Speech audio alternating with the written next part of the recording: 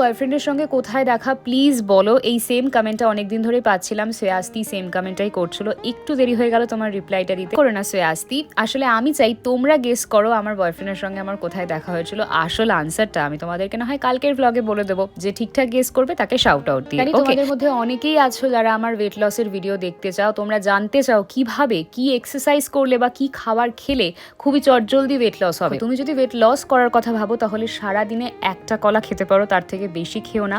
যারা weight gain করতে চাইছো তারা সারাদিনে 1 থেকে 2 কলা খেতে পারো, সেটাতে কিন্তু তোমাদের ওয়েট গেনে হেল্প করবে। আর যারা ওয়েট লস করতে চাইছো তারা কিন্তু তরমুজটা খেতে পারো, কারণ গরমকালে তরমুজ অ্যাভেলেবেল থাকে, তরমুজের মধ্যে কিন্তু খুবই কম ক্যালোরিজও থাকে। সুতরাং তোমরা যদি ক্যালোরি কিভাবে মাপতে হয়, কিভাবে সারাদিনের ওয়েট মেনটেন করবো জানতে চাও, তাহলে অবশ্যই কমেন্ট সেকশনে জানিও।